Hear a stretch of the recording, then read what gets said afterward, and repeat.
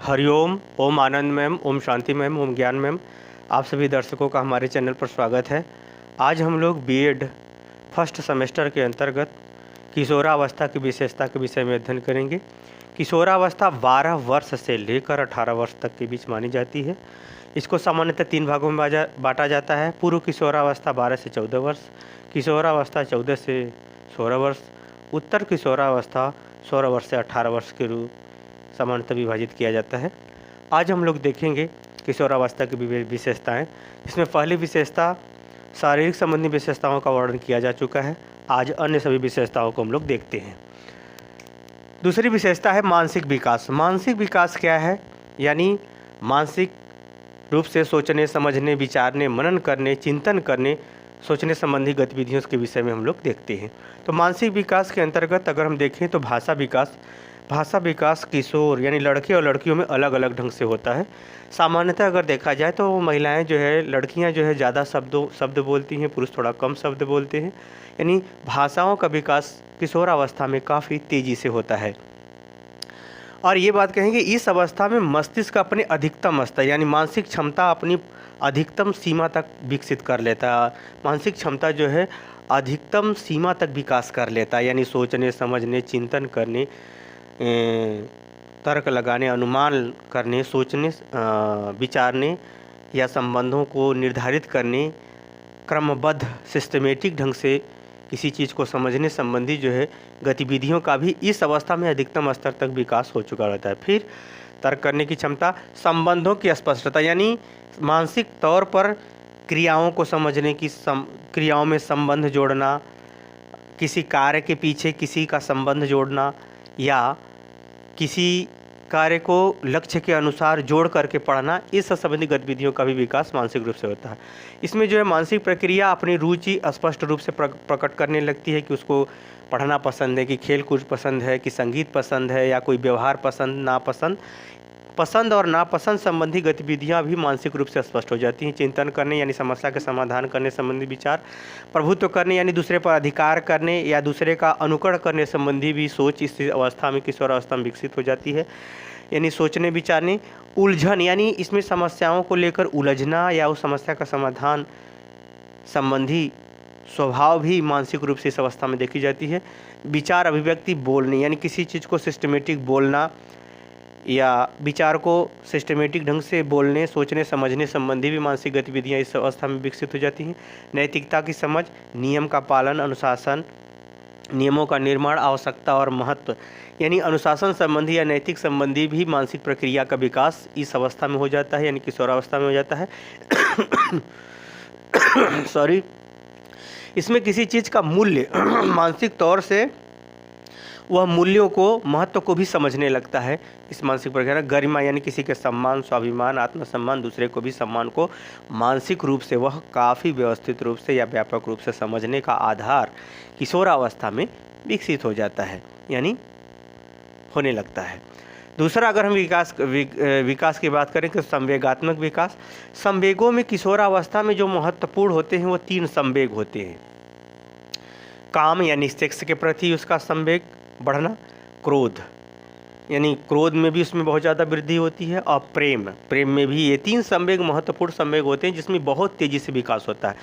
इस किशोरावस्था में विपरीत लिंगों के प्रति आकर्षण, क्रोध मतलब उसके किसी व्यवहार में किसी प्रकार का अड़चन आने पर, वो उचित है कि अनुचित वो अलग बात है, लेकिन उसमें आने पर उसको क्रोध बहुत ज़्यादा उत्पन्न होता है और वह प्रेम की प्रबल भावना उत्पन्न होती है। यानी वो राष्ट्र के प्रति प्रेम, समाज के प्रति प्रेम, विषय लिंग के प्रति प्रेम, अपने व्यवहार के प्रति प्रेम, ये जो प्रेम की जो क्षमता होती है या जो संवेग होता है, ये सब तीनों बहुत प्रबल रूप से बढ़ते हैं इस अवस्था में। फिर इसके अलावा और भी हैं संवेग, जैसे घृणा, डर, लज्जा, सहानुभूति। इसमें सहानुभूति भी बहुत ज़्यादा तेज बढ़ जाती है। मित्र मंडली बढ़ने का इसमें सहानुभूति वाला संवेग भी इस अवस्था में बढ़ जाता है। दया, सुख दुख इत्यादि को समझने, बुझने, विचारने इत्यादि की जो क्षमताएं होती हैं इस अवस्था में, किशोरावस्था में काफ़ी बढ़ जाती हैं। संवेगात्मक विकास एक प्रकार से जो है अपने चरम सीमा की ओर अग्रसर रहता है। फिर भी अगर इस संवेगात्मक विकास अगर नियंत्रित हो जाता है या नियंत्रण में रहता है तो व्यक्तित्व सही दिशा में निर्माण करना सरल हो जाता है। अर्थात संवेगात्मक विकास अपने धीरे धीरे पूर्ण स्वरूप में आ जाता है। और इस समय में ईर्ष्या यानी प्रतिस्पर्धा के कारण भी थोड़ा ईर्ष्या भी इसमें, इस ईर्ष्या का भी संवेग इस अवस्था में विकसित होता है। चौथा देखते हैं अगर इसकी विशेषता तो है मित्र मंडली। मित्र मंडली इसमें बहुत महत्वपूर्ण होती है। जैसे इसमें जो मित्र होते हैं उनमें अपना गिरोह बना लेते हैं, एक समूह बना लेते हैं, उनमें बड़ी घनिष्ठता पाई जाती है और मित्र मंडली के प्रति वफादारी भी पाई जाती है और एक साथ घूमने खेलने कूदने के संबंधी व्यवहार भी देखने को मिलता है और समान कार्य यानी समान कार्य समान व्यवहार भी प्रदर्शित करते हैं इस मित्र मंडली यानी किशोरावस्था की मित्र मंडली में। समान आदत, खेल, कार्य इत्यादि जो है एक प्रकार से समूह बना करके, ये समूह दो के बीच में भी घनिष्ठता हो सकती है, दो से अधिक के बीच में भी घनिष्ठता हो सकती है। यानी बालक का अगर अंतर्मुखी व्यक्तित्व है तो भी उसकी मित्र मंडली देखने को मिलती है। अगर बालक बहिर्मुखी व्यक्तित्व वाला यानी बाहरी समाज से ज़्यादा वो रिलेटेड रखता है अपने को, तो उसमें भी एक घनिष्ठता यानी मित्र मंडली किशोरावस्था में देखने को मिलती है, जिसमें घूमना फिरना, खाना का कोई उसना ध्यान न देना, मतलब अपने ग्रुप के प्रति, अपने मित्र मंडली के प्रति, अपने व्यवहार के प्रति वो काफ़ी वफादारी और समूहीकरण बनाता है। यही कारण है कि किशोरावस्था में लड़के जो सामूहिक रूप से लड़ाई झगड़ा मार भी करते देखे जाते हैं। ये यानी किशोरावस्था में मित्र मंडली का भी कॉन्सेप्ट जो है काफ़ी जो है प्रभावशाली होता है। आगे चलते हैं, पांचवा देखते हैं आत्मसम्मान और वीर पूजा। आत्मसम्मान का मतलब यहाँ ये है कि बालक जो है अपने सम्मान को अत्यधिक महत्व देता है, व्यक्तिगत रूप से अपने सम्मान को प्रबल इच्छा होती है सम्मान पाने की उसकी। अगर कोई इसमें विरोध करता है तो उसका विद्रोह करने में भी नहीं हिचकता और जब वो जान जाता है कि हमारे समूह में या हमारे व्यवहार में या हमारे मित्र मंडली में कौन बलशाली है ज्ञान से, तो ज्ञान के अनुसार वो सम्मान देना शुरू करेगा, उसको आदर देगा। शरीर के अनुसार है तो शरीर के अनुसार, किसी विशेष कला के अनुसार है तो उसको विशेष सम्मान, वह यानी शक्ति पूजा का स्वरूप उसमें प्रारंभ हो जाता है।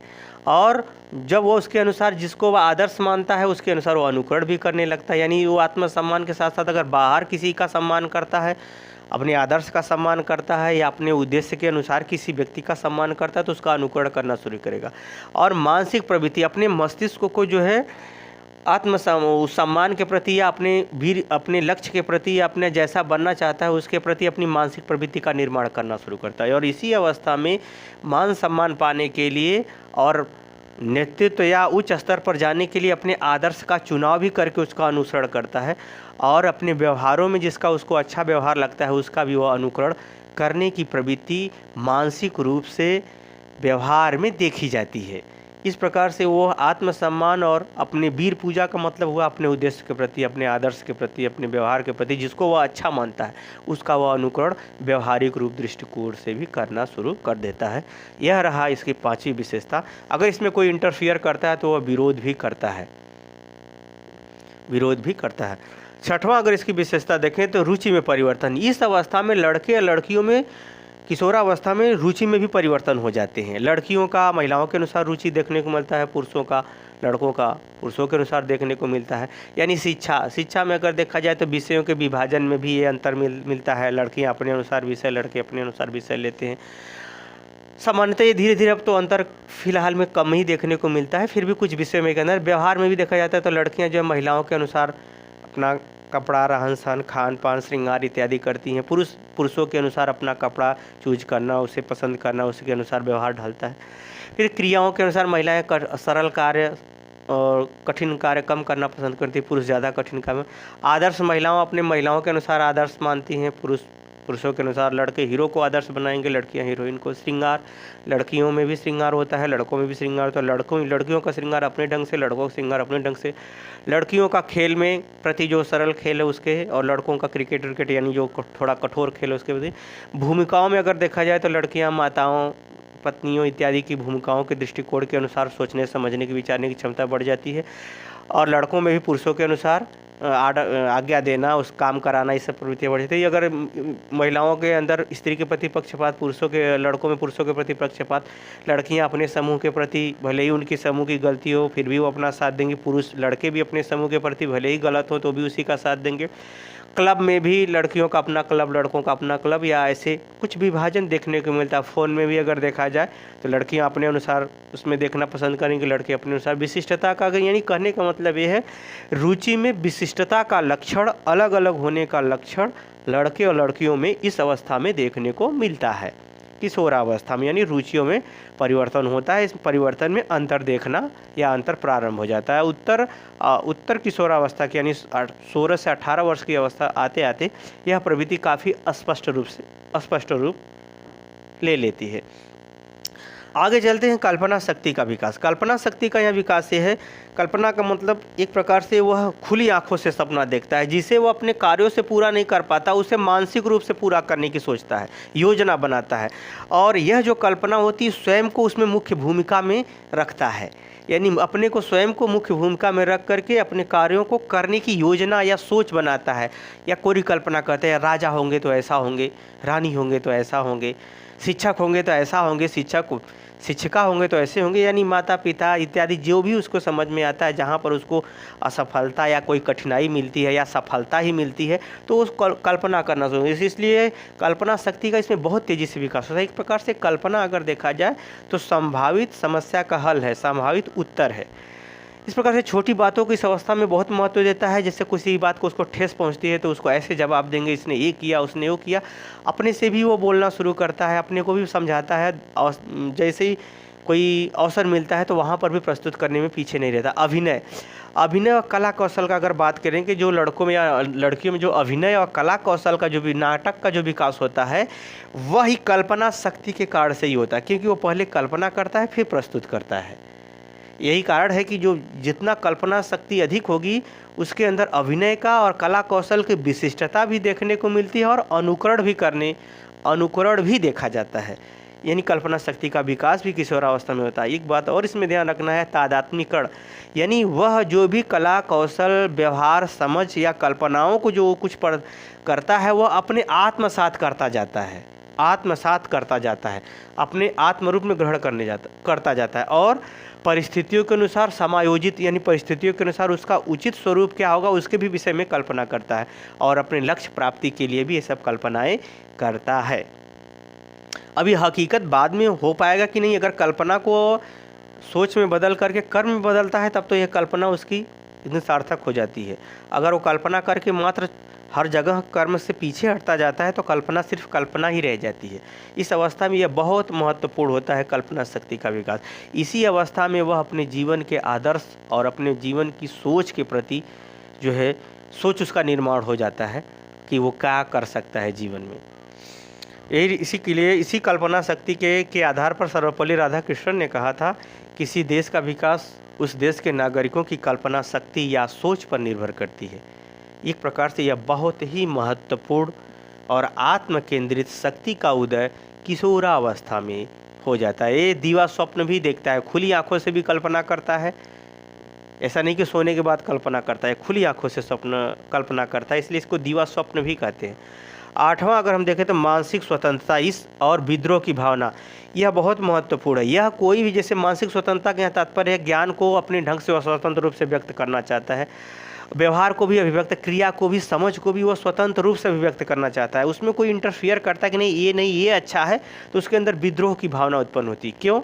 वो इसलिए होती है कि इस अवस्था में वह बहुत सारी चीज़ों को वह सीखने के साथ साथ आत्म केंद्रित होता जाता है, स्वयं को ही वो अपने को सुपीरियर समझने लगता है। इसी अवस्था में अहंकार भी बहुत तेज़ी से होता है। तो जो मानसिक स्वतंत्रता है वो मानसिक स्वतंत्रता को वह व्यक्त करना चाहता है, उसी को वह सर्वोपरि मानता है। उसके भविष्य या वर्तमान के पहलुओं से पूरी तरह से, वर्तमान भविष्य और भूत के सभी पहलुओं से वह परिचित न होने के कारण से वह अपनी बात को ही सर्वोपरि मानने लगता है, जिसके कारण से वह स्वतंत्रता चाहता है, बोलने की, समझने की, व्यवहार करने की, क्रिया को इत्यादि को सर्वोपरि भावना के कारण से उसको उसमें व्यक्त करने की स्वतंत्रता चाहता है। और यह स्वतंत्रता अपने आदर्श के प्रति, यानी अपने लक्ष्य के प्रति पूरी निष्ठा के साथ व्यक्त करता है। परंतु इसमें ये ध्यान रखना है कि जब उसका विरोध होता है, उसमें अगर कोई कमी निकालता है तो वह तुरंत कहता है कि आप जो जानते हो हम जानते हैं, यानी वह तुरंत उसका विद्रोह करता है। यदि वह सफल होता है, यानी उसका कल्पना शक्ति और मानसिक स्वतंत्रता सही दृष्टिकोण में है, तब तो उसे समाज में सफलता का प्रसाद मिलता है, सफलता हो पाता है। यदि असफल होता है तो क्या होता है, धीरे धीरे उसमें सुधार करने की प्रवृत्ति उत्पन्न होती है, या नहीं सुधार कर पाया तो व्यक्तित्व का विकास नहीं हो पाता। यानी सफलता और असफलता का स्वरूप भी मानसिक स्वतंत्रता के साथ उसको देखने को मिलता है, वह समाज में लोगों से पाता है। यदि वह मानसिक स्वतंत्रता उसकी सही दिशा में है, उचित है या सही लक्ष्य के अनुरूप है, तब तो सफलता पाता है, सम्मान पाता है और आदर्श के प्रति और निष्ठावान होते हुए आगे बढ़ जाता है।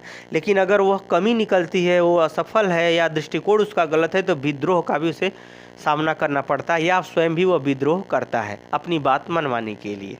क्योंकि इस अवस्था में संवेगात्मक जो विकास है अधिक होने के कारण से उसका जो है वो विद्रोह की प्रवृत्ति उत्पन्न होती है। तो उसी में जो है, जो बात सफल होता है तो सुधार करता है, सफल होता है तो आगे बढ़ता चला जाता है। ये प्रक्रिया अपनी चलती रहती है।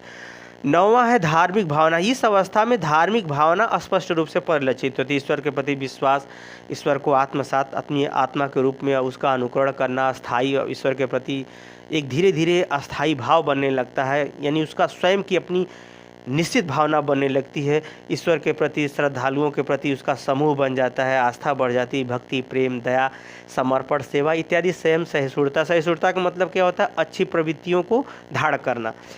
संयम यानी अपने पर नियंत्रण करना, सेवा करना, समर्पण यानी दूसरे को त्याग करना, सहयोग प्रदान करना, शक्ति इत्यादि जो है धार्मिक भावनाओं का उदय या धार्मिक क्रियाकलापों के प्रति वो जो है आत्मीयता या आत्मव्यवहार भी प्रस्तुत किशोरावस्था में करने लगता है। जो नहीं मानता है वो स्पष्ट कर देगा कि हम ईश्वर को नहीं मानते, जो मानता है वो अपना व्यवहार प्रस्तुत करना शुरू कर देगा। यानी जिस सीमा तक वह मानता है उस हिसाब से अपना वह व्यवहार ईश्वर संबंधी या आस्तिक संबंधी या नैतिक संबंधी, धार्मिक संबंधी गतिविधियों को प्रस्तुत करना शुरू कर देता है।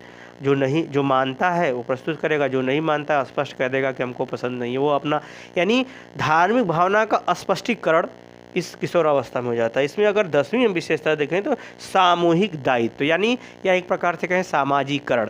सामाजिकरण की प्रवृत्तियां भी इस किशोरावस्था में स्पष्ट रूप से परिलक्षित होने लगती हैं। समाज में जब वो अच्छे कार्यों के प्रति मान सम्मान पाता है तो वह दायित्वों को उठाना शुरू करता है, समाज के अनुसार व्यवहार करना शुरू करता है। समाज में अगर उसे कोई कमियां समझ में आती है तो उसकी आलोचना करेगा, उसमें सुधार करने की बात सोचेगा, तर्क करेगा, सामाजिक समस्याओं के प्रति जागरूक हो जाता है, उसके समाधान करने संबंधी भी बात वह सोचने समझने लगता है, विचारने लगता है। कारण और निवारण के साथ वर्तमान भूमिका को भी वह जोड़ करके समझने बुझने की क्षमता सामूहिक उत्तरदायित्व के प्रति उसके अंदर मानसिक रूप से, व्यवहारिक रूप से, क्रियात्मक रूप से उत्पन्न होने लगती है। इस प्रकार से कहें कि सामाजिकरण की भावना प्रबल बढ़ जाती है। समाज के अनुसार मान्यता, रीति रिवाज, धार्मिक क्रियाकलाप, कर्तव्यों को धारण करने की, उसे अपनाने की, उसे फॉलो करने की प्रवृत्ति बढ़ जाती है। इस प्रकार से वह जो है सामाजिक स्वरूप का निर्माण भी किशोरावस्था से प्रारंभ हो जाता है, प्रबल रूप से प्रारंभ हो जाता है। मुझे उम्मीद है कि किशोरावस्था की आप विशेषता समझ गए होंगे। इसे विशेषता आप समझ गए हैं तो कमेंट बॉक्स में ज़रूर बताइएगा और हमारे चैनल को शेयर ज़रूर कीजिए, लाइक सब्सक्राइब भी कीजिए। आज के लिए इतना ही। हरिओम।